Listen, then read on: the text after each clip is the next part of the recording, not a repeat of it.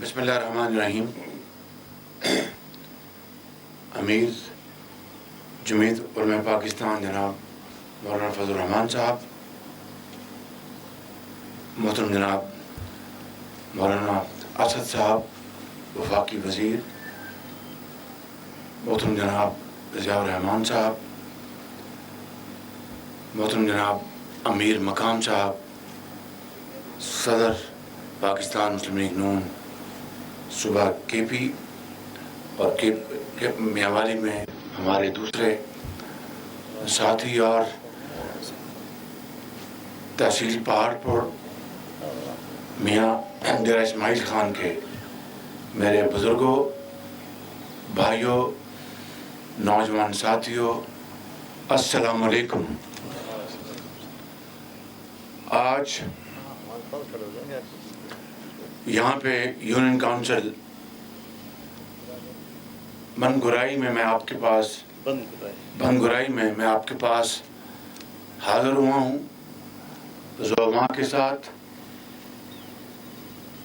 آپ کے ساتھ اظہار افسوس کرنے کہ سیلابی اور طوفانی بارشوں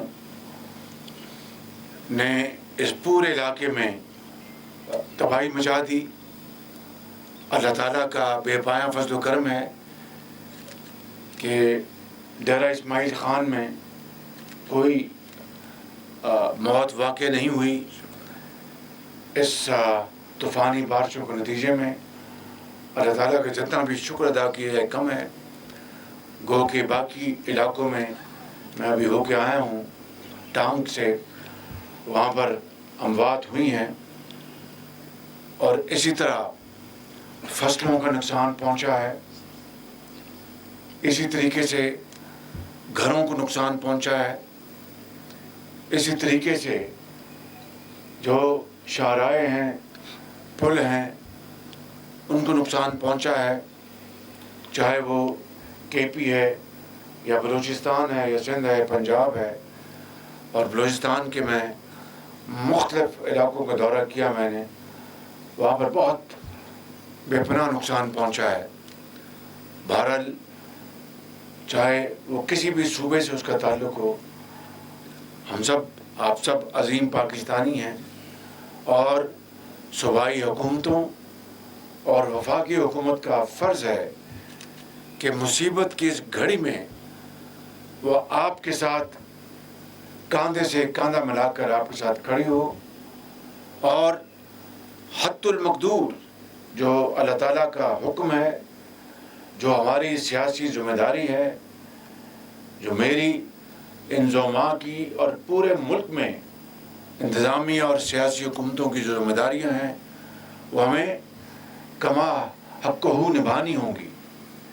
مجھے خوشی ہے یہاں پر ضیاء الرحمان صاحب نے کہا کہ یہاں پر لوکل انتظامیہ نے بہت اچھا کام کیا اور صوبائی حکومت سے ان کو گلا ہے، لیکن میں ہی سمجھتا ہوں کہ بطور وزیر اعظم پاکستان میرا یہ فرض ہے یہ بتانا کہ صوبائی حکومتیں ہر جگہ کوشش کر رہی ہیں، وزراء اعلیٰ کوشش کر رہے ہیں، انتظامیہ کوشش کر رہی ہے، لیکن یقیناً ایسی گھڑی میں جب ایسی آفت آ جائے تو کمیاں کمزوریاں ہوتی ہیں، مگر اگر ان معاملات کو نپٹانے کے لیے، حل کرنے کے لیے آگے بڑھتے رہیں تو میں سمجھتا ہوں کہ ہمیں اسی طرف آگے جانا چاہیے جس میں حسن سلوک، اتفاق اور باہمی اتحاد اور باہمی مشاورت کے ساتھ مل کر ہم پاکستان کو اور پاکستان کے لاکھوں کروڑوں عوام کو اس مصیبت کی گھڑی سے ان کو نکالیں.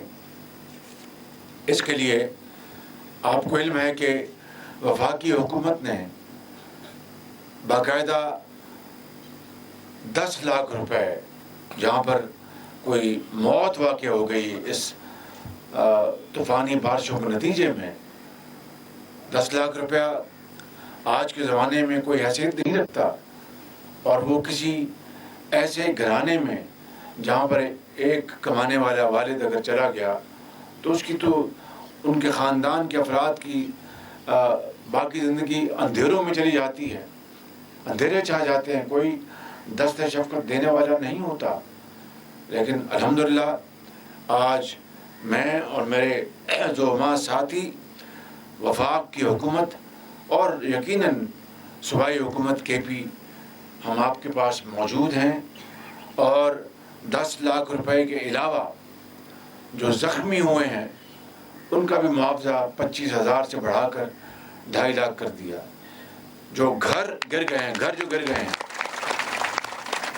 اور میں نے کچے اور پکے گھروں کی تمیز ختم کر دی اس مرتبہ. چاہے وہ کچا گھر ہے یا وہ پکا گھر ہے، اگر وہ گر گیا ہے یعنی 90% سے زیادہ وہ تباہ ہو گیا، ان کا پہلے معاوضہ 2 لاکھ روپے تھا، اس کو بڑھا کے ہم نے 5 لاکھ روپے کر دیا ہے. اور جو جزوی گھر گرا ہے یعنی مکمل نہیں جزوی، ان کا معاوضہ 25,000 روپے سے بڑھا کر ہم نے 2.5 لاکھ روپے کر دیا ہے.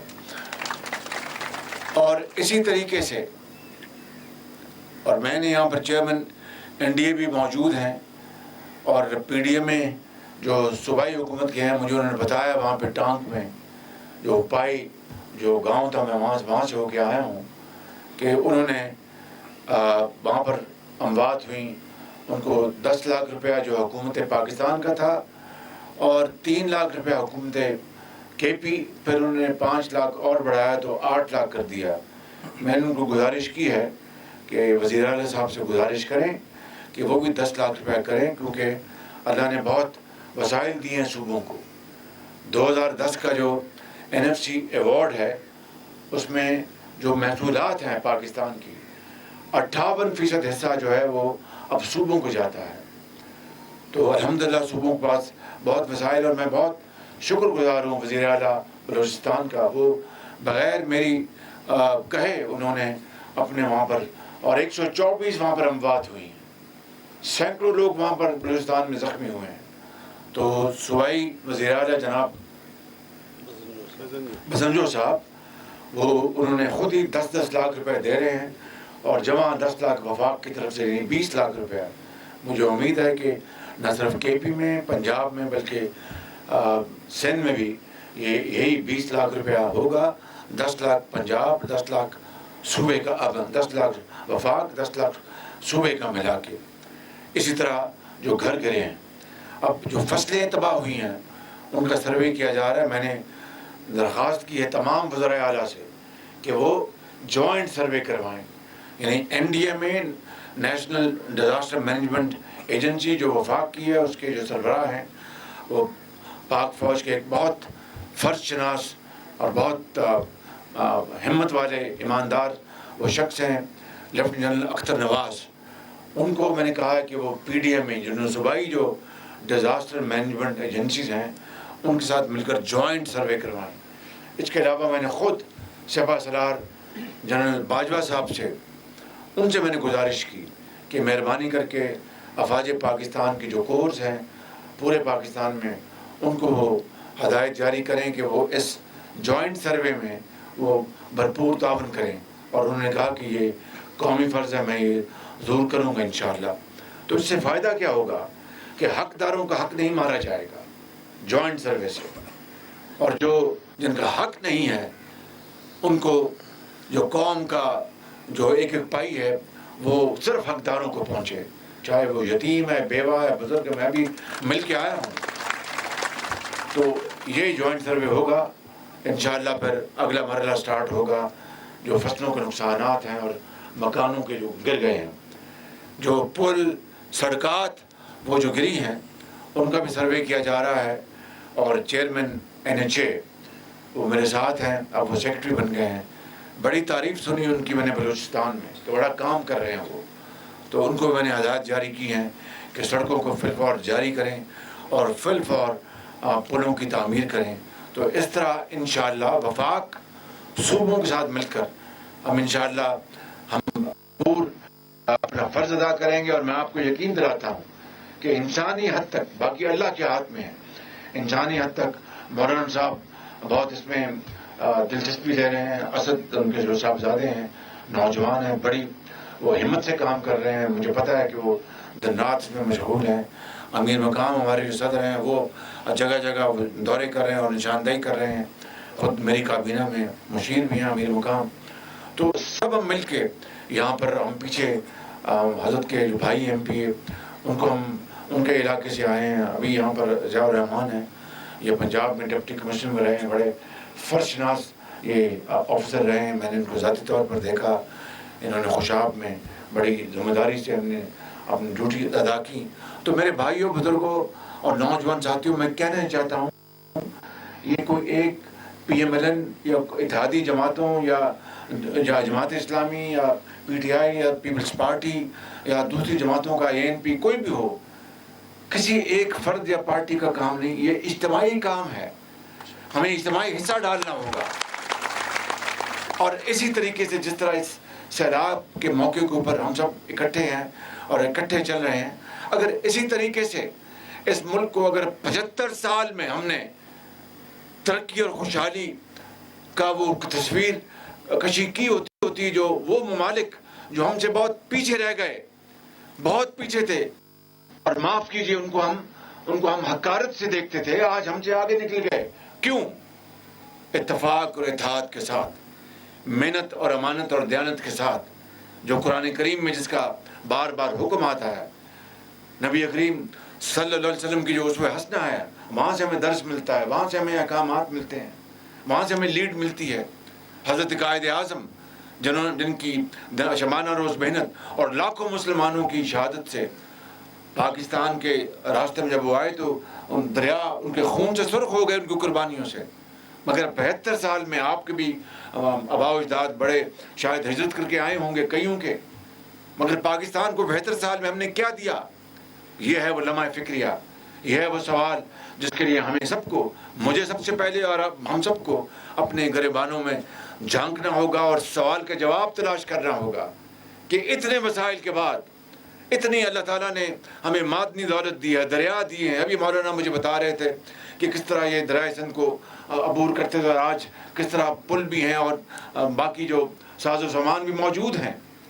لیکن میں آپ کو ایمانداری سے کہتا ہوں, خدائے بزرگ و برتر کو گواہ بنا کر کہتا ہوں کہ جو درد اور محنت سے ان 75 سالوں میں تمام حکومتوں کو, چاہے وہ سیاسی حکومتیں ہیں یا ماشاء اللہ ہی, اگر وہ درد دل سے کام لیتی تو پاکستان آج دیکھیے کہ آج آئی ایم ایف کے ہم ان کے آج غلام ہیں.